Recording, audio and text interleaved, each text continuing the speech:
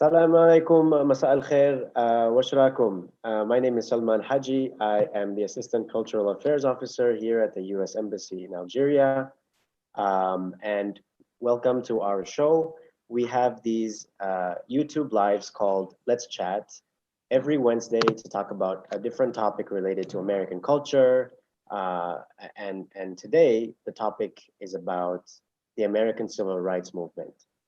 February in the US is known as Black History Month. It's a period of time during the year where we focus on remembering and celebrating the contributions of African Americans to our country's culture, political and social life, and highlighting their participation in those spheres. So we are really lucky to have our Chargé d'Affaires, Gautam Rana, to kick off the month with this specific topic on African American civil rights. To introduce you to our Chargé d'Affaires, our Chargé d'Affaires, Gautam Rana, was also serving as the Chargé d'Affaires and Deputy Chief of Mission at the Embassy of the United States in Slovenia. He's also served in India, Pakistan, Afghanistan, the United Arab Emirates, and in Washington. Before joining the State Department, Mr. Rana was a staff attorney with the Legal Aid Society in New York City and a Civil Rights Fellow with the National Asian Pacific American Legal Consortium. So we're really lucky to have him, and I'll give him the mic in just a second. In the meanwhile, please be sure to ask your questions in the chat, and we'll be sure to ask him during our show. How are you, Mr. Rana? Good. Thank you, Salman. Good afternoon. And thank you to you and the Embassy Public Diplomacy team for organizing this event. And thanks to all the people who are joining us for this conversation. Thank you so much for being our guest today, sir, and talking about a topic that is quite difficult to fully grasp for even many Americans. You know, we have a long history leading from slavery to the civil rights movement. And this is kind of difficult for even Americans, let alone an international audience to grasp. You know, that's right. As you all know, over the last year, the United States has once again had a long, difficult domestic conversation about race, triggered in part by the horrific killing of George Floyd. Racism and discrimination are not unique to the United States, but are a universal problem that I think all people in the nation struggle with. And I think to understand where the United States is now, I think it also requires us to understand where we've been and to discuss the idea of America itself. And that's the purpose of my presentation today, to talk a little bit about the civil rights movement and to hopefully provide folks some idea of where America is today. So I'm going to start with some history and come up to the present day. So the history of the United States, modern American history begins with the first permanent European settlement in Jamestown, Virginia in 1607. I say modern because we do also have to acknowledge that Native American populations first arrived to what is now North America approximately 15,000 years ago and possibly earlier. But it was the establishment of European settlements in the 1600s that led to the United States of America in 1776. And the first African slaves were brought to the colonies in 1619 to Jamestown. So these were slaves that came directly from West Africa, I'm assuming. But did they only go to, Jamestown, which is now in Virginia, and around that part of the United States, or did they go to elsewhere in the colonies?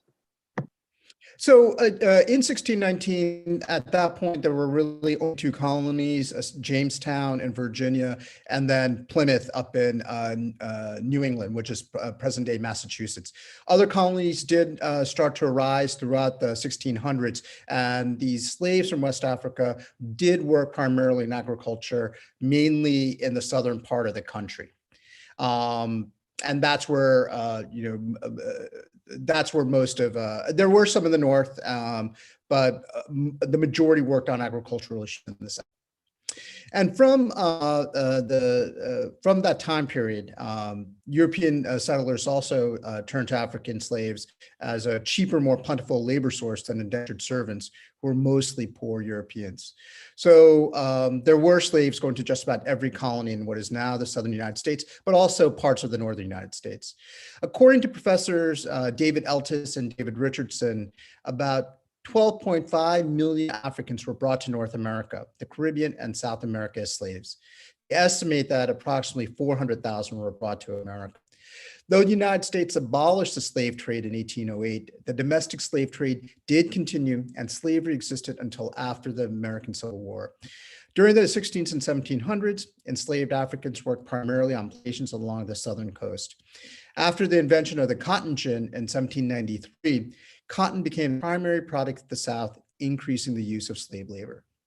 Between 1774 and 1804, all the northern states did abolish slavery. By 1860, right before the beginning of our Civil War, the enslaved population in the United States reached approximately 4 million people. It's also important to note that when originally written, the men who wrote our Constitution included what is known as the 3/5 clause, which set the census value of a slave as 60% of the value of a free person. Okay, so hold on, Mr. Rana. You said that the northern states abolished slavery. So the southern states, which is, half of the United States at this point, still had slavery? Half of the country still had slaves? That's exactly right, Salman. And that's why we have the American Civil War, which was fought primarily about slavery. You'll see some arguments that there might have been other reasons for the conflict, but I believe the weight of the historical evidence demonstrates that it was mostly about slavery and the economic ramifications of slavery. I won't get into the details of the conflict, but during the war, President Abraham Lincoln issued his famous Emancipation Proclamation on January 1st, 1863, which declared that all persons held as slaves within the rebellious states are and henceforth shall be free. After the war, our Constitution was amended by the 13th, 14th, and 15th Amendments, which ended slavery and were designed to ensure equality for recently emancipated slaves, including the right to vote. However, in the post-Civil War era, many Southern states implemented what were called Jim Crow laws, which limited the right of African Americans to vote and own property, prohibited interracial marriage, and permitted the separation between races in public and places of business. And most infamously, the United States Supreme Court upheld the constitutionality of racial segregation under the doctrine of separate but equal. I personally believe that that is one of the two worst cases that ever decided by the U.S. Supreme Court. Interesting. So by this point, slavery is abolished, it's outlawed, but so African Americans had their own access to their goods and services. They were free, but they weren't allowed to use white American schools, spaces, drinking fountains. That is really difficult and sad to imagine even. No, that's exactly right. And you have to, of course, remember that even though the court had ruled separate but equal, it wasn't equal, that Black schools received less funding, less resources, that if an African American were to go on a bus and there were seats available, but white people wanted to take it, they'd have to go to the back of the bus, or they would have to start in the back of the bus, but might even have to stand up. So, it was just very unfair. And that all of this led to the African-American civil rights struggle of the 20th century. I think it's important to note two very, very important points. First, even though I'm focusing on the 20th century and the civil rights struggle, Black Americans struggled for their freedom and equality ever since the first slaves were brought to America. I don't have the time or scope to go into all of this, but it's really important to acknowledge that the struggle for equality is as long as the history of slavery. Secondly, that racism and discrimination were not a uniquely Southern phenomenon. It occurred throughout the United States, and racist beliefs were widespread. And third, the civil rights struggle focused on equality under the law with the hope that over time, attitudes could be changed. Since the civil rights struggle movement was very complex and widespread, I will also focus my comments primarily on the brilliant lawyer, Thurgood Marshall, and the civil rights advocate, Dr. Martin Luther King. The two worked in complement with each other. Thurgood Marshall and his organization, the National Advancement National Association for the Advancement of Colored People, known by its acronym NAACP, focused on a legal strategy, while Dr. King focused on changing the laws and public opinion. Thurgood Marshall, his mentor, Charles Hamilton Houston, and the NAACP began to systematically attack racially discriminatory laws in courts beginning in the 1930s. Marshall argued 32 cases before the Supreme Court, winning 29, as the NAACP successfully fought laws against a variety of discriminatory practices. His most famous victory was in 1954, when the Supreme Court essentially overruled this doctrine of separate but equal, particularly in education. Building on this decision over the next decade, the Supreme Court dismantled many of the discriminatory laws that had been implemented after the Civil War. Marshall is one of the greatest American heroes. After his work as a lawyer, he later became the Solicitor General of the United States, which means he argued cases on behalf of the US government in front of our Supreme Court. And he was also the first African American appointed to the US Supreme Court. And while Thurgood Marshall led the legal fight, Dr. King famously led the nonviolent protest movement of the 1950s and 60s that ended public facilities being segregated by race in the South. He also mobilized public opinion to achieve the most important civil rights legislation since the end of the Civil War. Interesting. So you have these two figures that are, I would say, maybe the two most popular or two of the most popular civil rights figures in the US, Thurgood Marshall, who led the legal fight, and then Dr. Martin Luther King Jr., who was also involved in public opinion. So you had one focused on the legal side and one focused on the public opinion side. That's very interesting.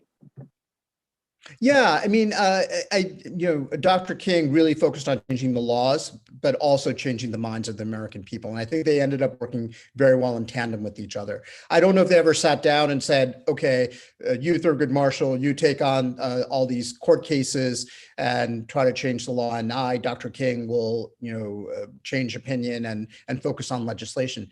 But it ended up working that way. And they, between the two of them, they achieved comprehensive change. And as I previously noted, African Americans have long advocated for their freedom, but the civil rights movement really gained strength after the lynching of a Chicago teenager, Emmett Till, in Mississippi in 1955. Mr. Till's body was brutalized, and his mother decided to have an open casket funeral, which allowed everyone to see how badly he was hurt. And this mobilized African American communities nationwide. The following year, in 1956, Rosa Parks in Montgomery, Alabama, got on a bus and refused to follow the law that required African Americans to go to the back of a public bus, and she was arrested. Dr. King lived in Montgomery at that time, and he organized bus boycotts, which were followed by protests throughout the South and a wide range of other nonviolent activities. In 1963, Dr. King led the March on Washington to advocate for the civil and economic rights of African Americans. It was one of the largest political rallies for human rights in the history of America and culminated in Dr. King's historic I Have a Dream speech, which called for an end to racism. Dr. King received the Nobel Peace Prize in 1964 at the age of 36. That's incredible. So they did all these great things. They clearly raised public opinion about, or brought it to the public's views that this is an issue, that civil rights need to be achieved. After all their efforts, Dr. King, Thurgood Marshall, Rosa Parks, and so on, was there any success from their struggle? There was, and that's why you and I are here, but we'll get to that in a minute. And the result of the civil rights struggle was a series of laws, the most important of which was the Civil Rights Act of 1964. This act protected women from discrimination, outlawed segregation and public accommodation, schools, and employment, and allowed and outlawed discrimination on the basis of race, color, religion, sex, or national origin. So this law in particular basically overruled all the Jim Crow laws, which I had mentioned earlier, and provided for greater equality under the law. The Declaration of Independence and the US Constitution are amazing documents, and they outline an aspirational vision of America. They explain who we want to be. But we as a nation couldn't really live up to the ideals of the Declaration and the Constitution without true equality for all American citizens. One of our founding fathers and our third president, also the first, also a Secretary of State, Thomas Jefferson, wrote in the Declaration of Independence that all men are created equal, endowed by their Creator with the right to life, liberty, and the pursuit of happiness. This cannot be true unless this applies to everyone, man or woman, no matter their race or creed. America, I would argue, was incomplete until the work and legacies of Dr. King, Thurgood Marshall, and countless other reformers, Black and white, who made our nation whole. Thanks, sir. That's definitely interesting.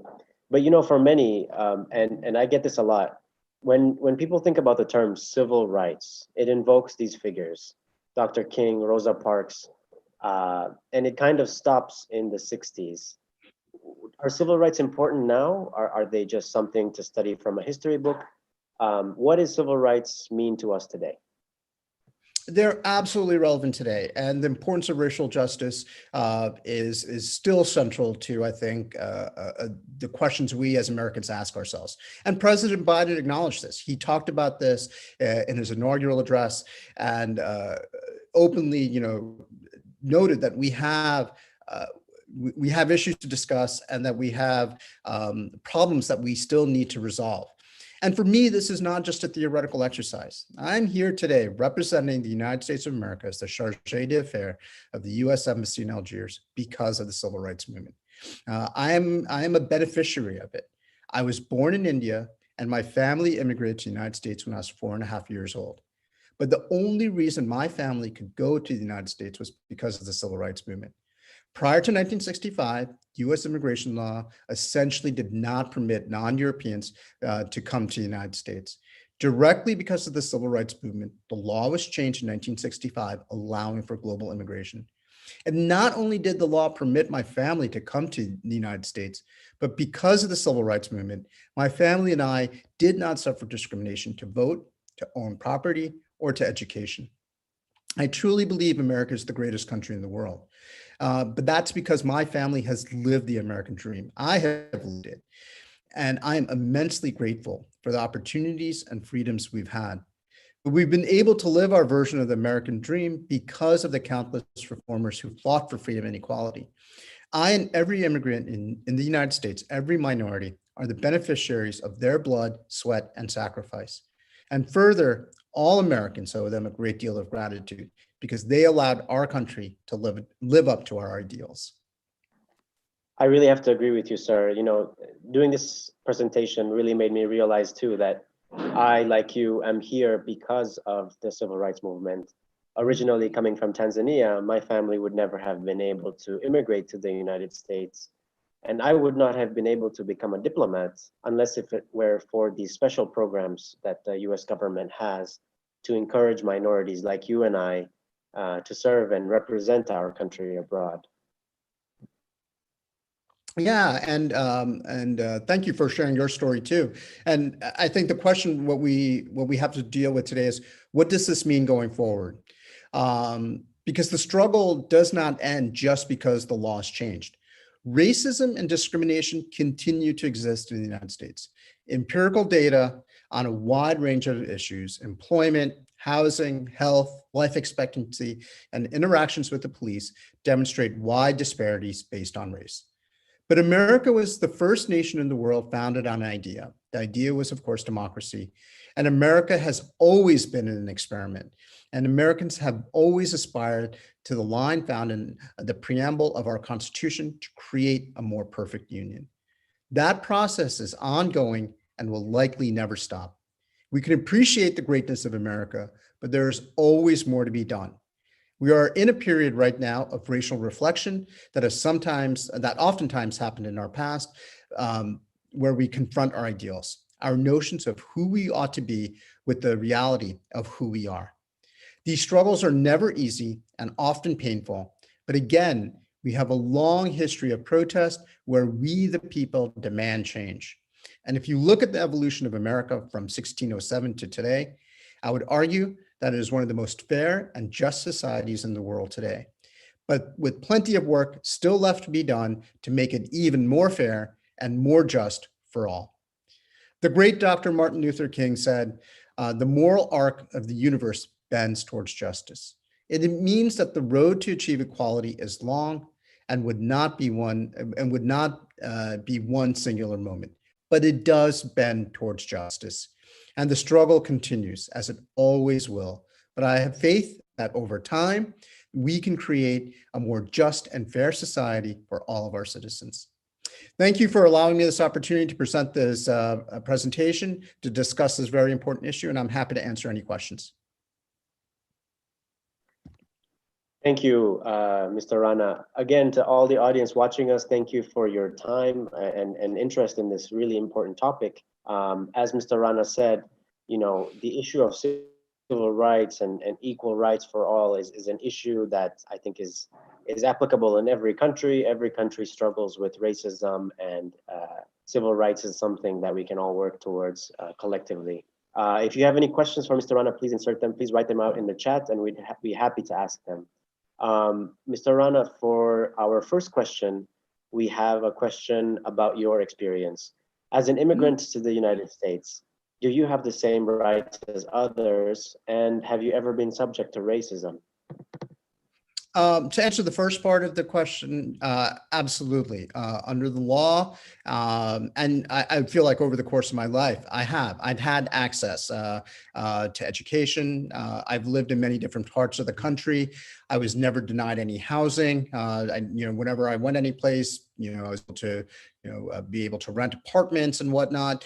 I've had job opportunities. So I believe, and I think I can speak for many people in my family, we have, as immigrants, been afforded all the opportunities others have in the United States. But again, I want to be honest about that. It's not perfect, and there are many immigrants who struggle with this. I went to the United States when I was very young. I grew up in the U.S. I grew up in the U.S. educational system. I don't speak with an accent, and I do feel like, in many ways, it was easier for me as an immigrant, but nevertheless living in the United States. But there are plenty of immigrants coming from all parts of the world who do struggle. But I do believe we try to achieve fairness and equality under our laws, and that sometimes we struggle, sometimes we fail. But there are laws that do help and protect people, and there are ways to remedy these types of situations. What was the second part of the question? I'm sorry. It was asking about you, if you've ever been subject to racism, and if you it's a really good question. I have. I think it's been more of slights than sort of being prohibited. As I said, I didn't have a problem with education. I've always been lucky in terms of jobs and housing and whatnot. But yeah, as a person who's a minority, I do believe I have, though sometimes it's interesting. It's happened not just within the United States, but outside of the United States, because of the expectations of what other people have around the world of what an American ought to be. So for example, all American diplomats are required to work and do consular work, which is that we're overseas in our embassies and we help process visas. And on a number of occasions, when I was overseas processing visas, and I gave the person who's across from me, the window, news that they didn't like. I didn't give them a visa, or I wasn't able to be as helpful as they would want it to be. I heard on more than one occasion, I'd like to speak to a real American. Because me being, brown and having a funny name by American standards, I could not be an American.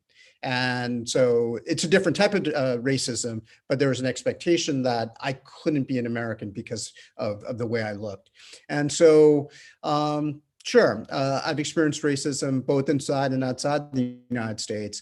But again, I think, as both Salman and I have said, this is a universal issue we all struggle with, all countries do, and we all have to work on overcoming it. Great, sir. We have a question from Wafa. She's wondering if there are any federal protections outside of the constitutional amendments we discussed in your presentation. Are there laws or are there protections for discrimination? Maybe we could talk about hate speech or hate crime laws, etc. Yeah, there are. There's quite a few. And to be a little bit clear, what our Constitution provides and the 13th, 14th, and 15th are very, very broad rights. And what happened after the Civil War is that some states, especially in the South, implemented local laws, state laws, which were actually quite discriminatory, the Jim Crow laws. And then what the civil rights movement did was in particular overcoming those laws. As I mentioned, the 64 Civil Rights Act, which changed the laws on a national level. It applied to all the states, ensuring fairness in housing, anti-discrimination against women, and other laws as well as state laws protecting people from discrimination. Hate crime laws are very interesting. This is an offshoot of the last couple of decades where on both a federal and state level, many states have decided that if a crime is committed because of someone's sex or race, or if they're LGBTQ or other types of religion, that then there would be additional punishments. So, for example, if someone were to assault me and to yell while they're attacking me, "I hate you, you Indian American. You're an immigrant and you're a terrible human being. You should not be in America," that would be a hate crime. And so that person would not only be prosecuted for an assault, but also be prosecuted for that additional element of targeting me for because of my race. And so we do have a number of these types of laws too in the United States. And I think we'll continue to fine tune our laws. I think there's always more that can be done in making them more effective. Great. Wafa also had a follow-up question. How can other nations be inspired by the American example, especially in this experience? Thank you. That's a great question. I think every country, of course, has to find its own way and has to determine for itself its rules and how it chooses to live. I think we'd all agree that discrimination is not good, and that no one should be targeted. No one should be excluded because, again, of their race or because they're a man or a woman or their religion. And I think what other countries can do is look particularly at that civil rights period. Look at Thurgood Marshall, look at Dr. Martin Luther King, and to look at their examples. I think for advocates in countries, they can look at them and say, "Hey, I too will do nonviolent protests and lead demonstrations and whatnot to try to change my country, or I will become a lawyer and I will argue cases in court or become a legislator and try to change the laws of my country." So I do think, they in particular are amazing examples of people who changed America, and ideally, I think, are symbols for the whole world. It's also important to remember that Dr. King, he looked at he used as his model Mahatma Gandhi from India, and he based his whole protest movement on the notion that it would be nonviolent. That if the people were able to protest nonviolently, that the government and the powers that be would have to change. And obviously, he was very, very successful. Excellent, excellent. I think we have time for one more question, if you don't mind, Mr. Of course, Rana. of course. Great. So we have a question from Fethi bin Isa. His question is in particular to the riots that happened in California in 1992. And he's wondering, what steps did the United States take after the incident? What kind of impact and effect did this event have in terms of civil rights or human rights in the United States? Yeah, I believe he's referring to the Rodney King riots, where in 1992, a gentleman by the name of Rodney King was caught on tape being assaulted by policemen. And the outrage after that incident did lead to riots and did lead to protests throughout the United States. Look, I'm going to be honest with you. I think people after that incident were horrified. There were attempts to made to prohibit police brutality, to ensure, again, more widespread protections for people.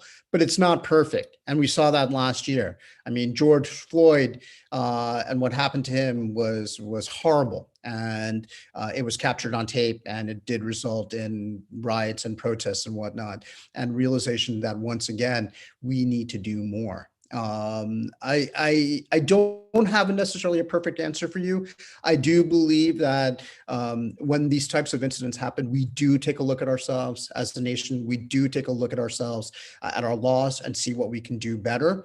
And it's not always easy. It's not always perfect, but that we do try to make improvements, and we do try to provide better training and equipment to police officers, try to ensure that everyone, no matter what your race and color and creed or sex, will be treated fairly by the police and law enforcement, as well as by other citizens. And it will continue to be a challenge.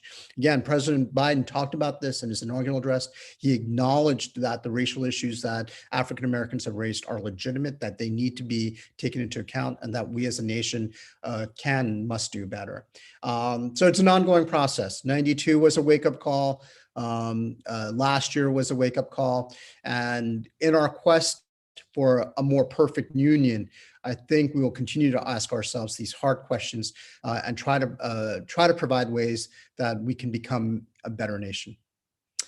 Thank you, Salman. Thank you to everyone who listened out there. It was my great pleasure talking to you, and I hope this was helpful. And I hope one of these days after COVID, I'll get maybe a chance to meet some of you in person. I think the audience would love that, Gautam. Thank you so much, Mr. Rana, for your participation and kicking off this month's series of talks. Everyone in the audience, I welcome you to join us next Wednesday at 6 p.m. We'll be talking about African American food culture in the United States. Great. So don't come hungry. Thank you so much, Mr.